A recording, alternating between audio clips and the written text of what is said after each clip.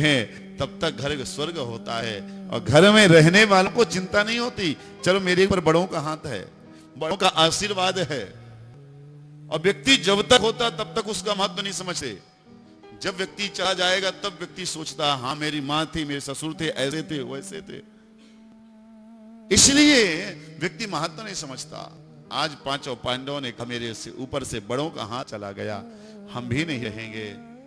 छोटे से परीक्षित जी को भगवत प्रेमियों राज सिंहासन पर बिठाया और पांचों पांडव स्वर्ग के लिए निकल जाते हैं। रास्ते में द्रौपदी का शरीर, अर्जुन भीम नकुल सहदेव का शरीर नष्ट हो गया।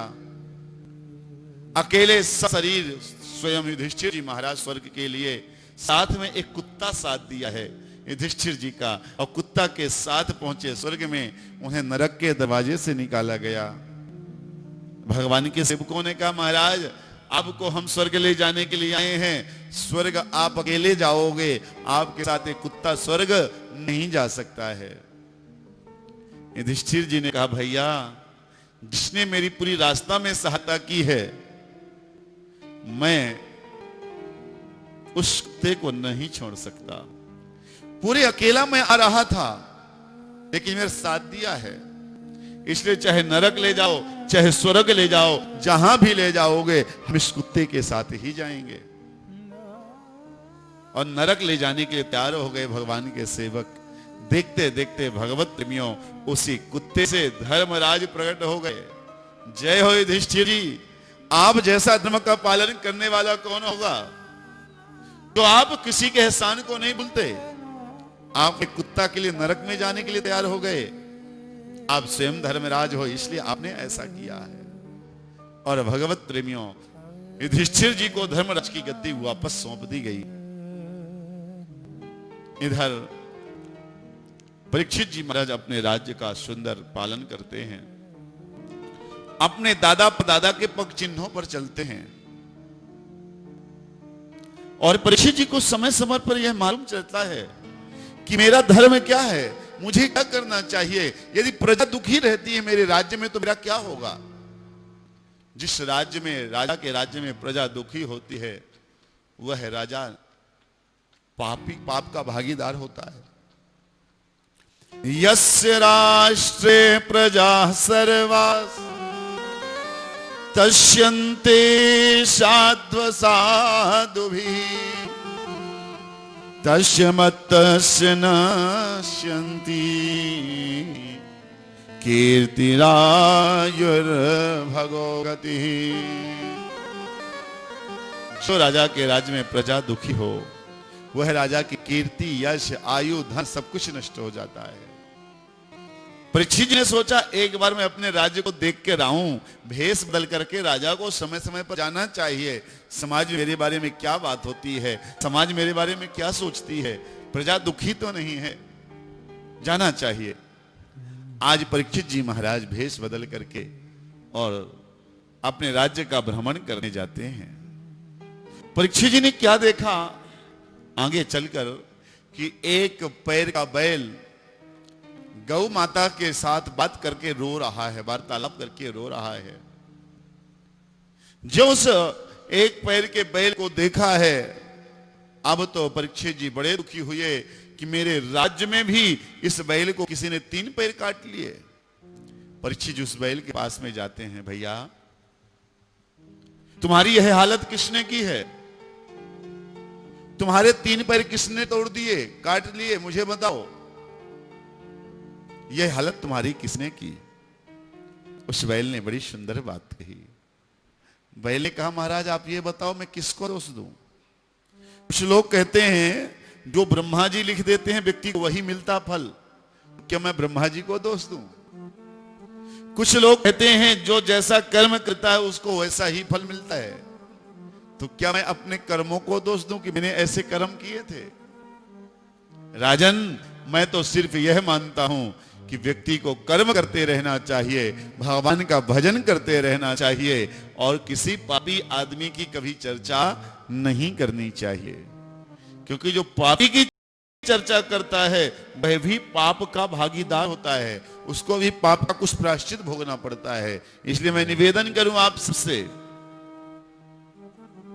कुछ लोग ऐसे होते हैं जिनकी चर्चा हमें कभी नहीं करना चाहिए, उसमें से एक पापी की चर्चा कभी मत करो। पाप की आप चर्चा करोगे तो उसका पाप आपके ऊपर आएगा।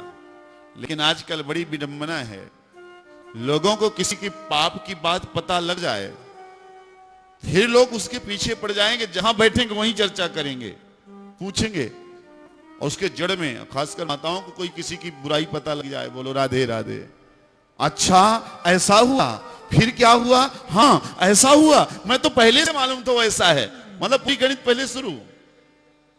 और जब तक पूरी नहीं होगी जब तक फिर क्या हुआ, फिर क्या हुआ। मैं निवेदन करूं आप सबसे, मत करिए। धर्म की चर्चा व्यक्ति को करनी चाहिए, पापियों की नहीं। परीक्षित जी महाराज कहते हैं मैं आपको पहचान लिया, आप कोई और नहीं, आप स्वयं धर्म हो। धर्म पर जब संकट आता है तब धर्म बैल का रूप धारण करता है, और जब पृथ्वी माता पर संकट आता है तो पृथ्वी माता गाय का रूप धारण करती है। तो ये बैल और गाय जो बात कर रहे थे, यानी धर्म और पृथ्वी वार्तालाप कर रही थी। वार्तालाप करते करते भगवान के परम भक्त धर्म ने कहा महाराज आप जहां जा रहे हैं आप जाइए, मेरा कोई दिक्कत नहीं है। परीक्षित जी ने कहा आप मेरे राज्य में अब सुखी रहोगे, आपको कोई कष्ट नहीं होगा, चिंता मत करो। परीक्षित जी महाराज थोड़ी आगे जाते हैं, जैसे थोड़ी दूर गए पीछे मुड़कर देखा, उनका मन तो उस एक पैर के बैल में था। पीछे मुड़कर देखते हैं तो क्या देखा, एक काला पुरुष हाथ में डंडा लिए और उस बैल को मार रहा है जिसके एक पैर है, धर्म को मार रहा है। अब तो परीक्षित जी हाथ में तलवार निकाले और तलवार लेकर उस काले पुरुष को मारने के लिए तैयार हो गए। वह काला पुरुष परीक्षित जी के चरणों में गिर गया, महाराज त्राहिमाम त्राहिमाम, क्षमा कर दें, गति हो गई। भैया तू कौन है और इस एक पैर के बैल को क्यों मार रहा है? उस काला पुरुष ने कहा महाराज लोग मुझे कलयुग कहते हैं, मैं कलयुग हूं। अरे दुष्ट कलयुग, तू मेरे राज्य में कैसे, भाग मेरे राज्य के बाहर, नहीं मैं तेरे प्राण को ले लूंगा। कलयुग ने कहा महाराज आप मुझे क्षमा कर दें। परीक्षित जी को ध्यान आया, दादाजी ने कहा था कि दुश्मन भी शरण में आ जाए तो क्षमा कर देना चाहिए, मैं क्षमा कर दूं। परीक्षित जी ने कहा कलयुग मैं तुझे क्षमा कर दिया, लेकिन तू मेरी राज्य की सीमा के बाहर चला जा। कलयुग ने कहा महाराज आपको मेरे अवगुण पता है, मेरा गुण नहीं पता है। महाराज मेरे अंदर एक बहुत अच्छा गुण है, मेरे गुण को देखे, मेरे अवगुण को ना देखे। महाराज परीक्षित जी ने कहा कौन सा गुण है?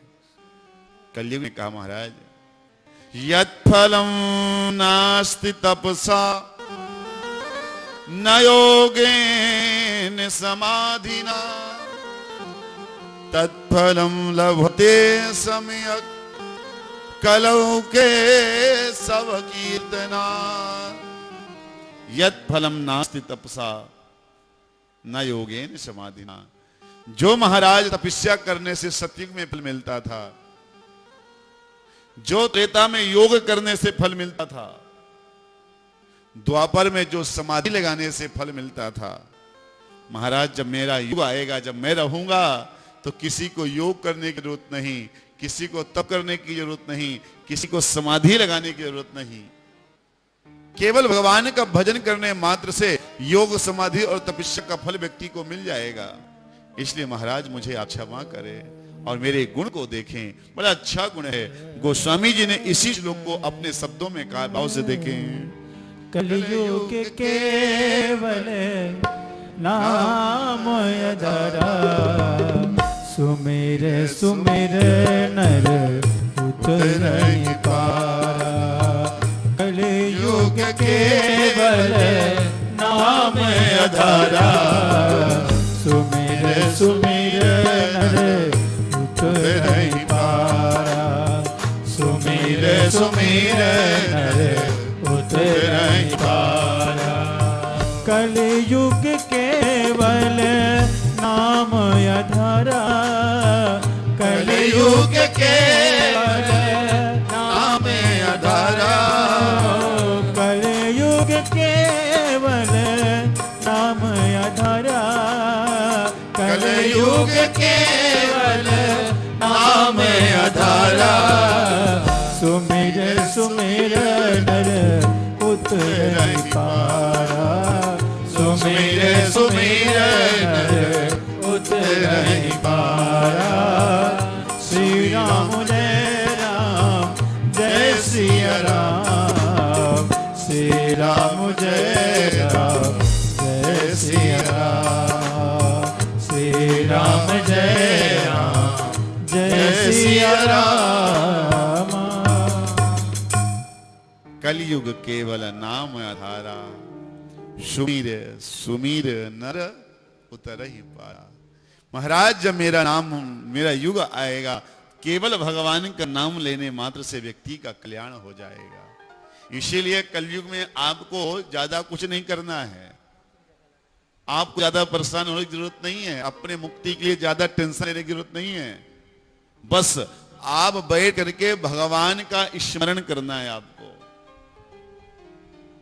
अब आप कैसे भी करते रहिए, कल्याण होगा आपका। ऑफिस में बैठे हैं, घर में बैठे हैं, दुकान में बैठे हैं, कहीं भी हैं, चिंतन करते रहिए। अब ये तो पक्का है कि आप जब आप माला जपते हो, दूसरा काम करते हो, तो दो में एक चीज में मन तो एक ही होता है, मन एक जगह लगेगा। फिर भैया क्यों करें हम दूसरा चीज? बोले इसलिए कि आप माला जपते रहिए या भगवान का नाम लेते रहिए। यदि आपने 1 घंटा जपा और 1 घंटा में यदि एक बार भी मन से हृदय से नाम निकल आया, तो हजारों माला का फल आपको मिल गया। बोलो राधे राधे। इसलिए जपते रहना चाहिए। परीक्षित जी ने कलयुग तेरा युग तो बड़ा अच्छा लगा कि शरीर सुखाने की जरूरत नहीं, समय व्यर्थ करने की जरूरत नहीं, केवल भगवान का नाम लेना है। बड़ा अच्छा युग है। कलयुग चल मैं तेरे गुण पर प्रसन्न हो गया और मैं तुझे 4 स्थान देता हूं, तुम 4 स्थानों में आराम से रहो। और परीक्षित जी ने 4 स्थान प्रदान कर दिए। द्यूतम पानम स्त्रियः सूनम यत्राधर्मः चतुर्विधः। कलयुग में तेरे को 4 स्थान, पहला स्थान देता हूं द्यूतम, जुआ घर में तेरा वास हो जाए। इसलिए जुआ के घर कभी नहीं जाना चाहिए, देखने भी नहीं जाना चाहिए। बहुत लोग देखने चल देते हैं, नहीं जाना चाहिए। पानम मदिरा, मदिरालय में तेरा वास हो। शराब घर में कलयुग का वास। स्त्रियः सूनम, वैश्यालय, जहां वैश्यावृत्ति हो वहां तेरा वास। और चौथी जगह जहां बधालय, जहां जानवरों को मारा जाता हो, तेरा वहां वास हो जाए। इन 4 स्थान में कलयुग को स्थान प्रदान कर दिया परीक्षित जी ने। कलयुग जाने के लिए तैयार हुआ, लेकिन कलयुग ने क्या देखा कि अभी तक परीक्षित जी के राज्य में ये चारों चीज कहीं भी नहीं है। जब परीक्षित जी का समय था, आज से 5200 साल पहले, 5000 साल पहले, उस समय आपके इस भारत भूमि में कहीं भी मदिरालय नहीं था, कहीं भी जुआ घर नहीं था, कहीं भी वैश्यावृत्ति नहीं होती थी, और कहीं भी जानवरों का वध नहीं होता था।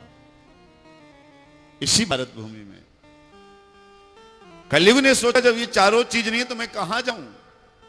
पुनः याचमानाय जात रूप मदात प्रभु। हे प्रभु, आपने मुझे 4 स्थान में शकल देखकर तो दे दिया आपने, गंदे गंदे, लेकिन एक स्थान ऐसा दे दो कि हम मेहमानों के साथ आराम से रुक सके, मेहमानों को रोक सके।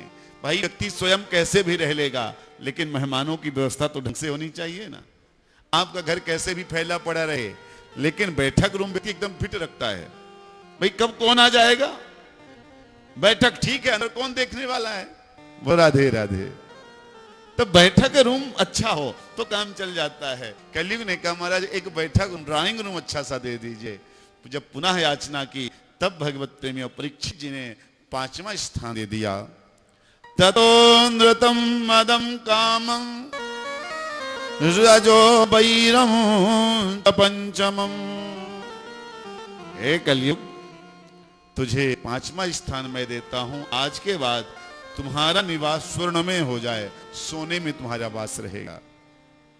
जो सोने के लिए वास लिया पर कलयुग ने बड़ा प्रसन्न हुआ, बस महाराज अब मुझे नहीं चाहिए, काफी है इतना ही। और परीक्षित जी के माथे पर स्वर्ण मुकुट लगा हुआ था, कलयुग उसी सोने में समाहित हो गया, स्वर्ण मुकुट में समा गया। आपके सोने में, आपके आभूषणों में कलयुग का वास नहीं है। आप चिंता मत करना कि आप लोग सोचो मेरे सोने में, मेरे स्वर्ण में, मेरे माला में, मेरे हार में कलयुग का वास न पहुंच जाए, तो आपके उसमें नहीं पहुंचेगा। क्यों? क्योंकि भैया कलयुग का वास होता है जो लूटा हुआ सोना होता है, जो नंबर 2 की कमाई से किसी को परेशान करके सोना बनवाया जाता है, उसमें कलयुग का वास है। लेकिन जो अपनी मेहनत के पैसे से हम लोग सोना बनवाते हैं, उसमें कलयुग का नहीं, उसमें कन्हैया का वास है ना।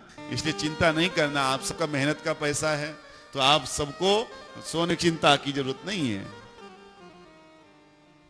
इस प्रकार भगवत प्रेमियों, कलयुग जैसे सवार हुआ माथे पर, परीक्षित जी महाराज आगे गए। एक दिन शिकार खेल रहे थे। एकदा धनुरुद्यम्य विचरन् मृगयां वने, मृगान् अनुग्रतः स्वान्तः। आज जैसे ही परीक्षित जी महाराज गए, देखा प्यास लगी है, सुंदर संत की कुटिया दिखाई दी। संत की कुटिया में गए, संत समाधि लगाकर बैठे थे। कलयुग के समाहित होने से परीक्षित जी को यह लगा कि यह संत हमें देख करके आंख बंद कर लिया है कि संत राजा आए हैं, स्वागत करना पड़ेगा, आंखें बंद कर लो, अपने आप चले जाएंगे, पर कलयुग के प्रभाव से।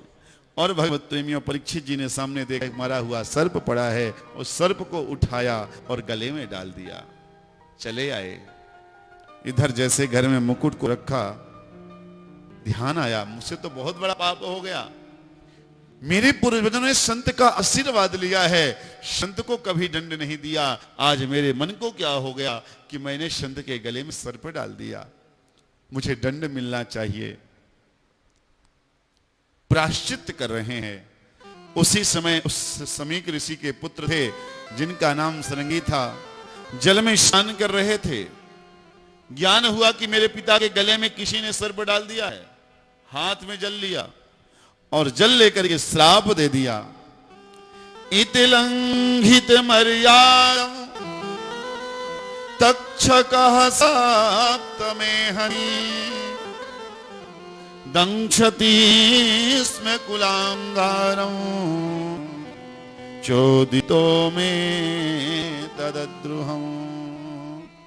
जिसने मेरे पिता के गले में मरा हुआ सर्प डाला है, मैं श्राप देता हूं, आज से 7वें दिन असली नाग तक्षक आएगा और उसको डसेगा, उसकी मृत्यु हो जाएगी। बाण के बज्जम विष सर्जहा, बाण से कोई बचा सकता है आपको, अस्त्रों से कोई बचा सकता है, लेकिन किसी के वाणी रूपी अस्त्र से कोई नहीं बचा सकता।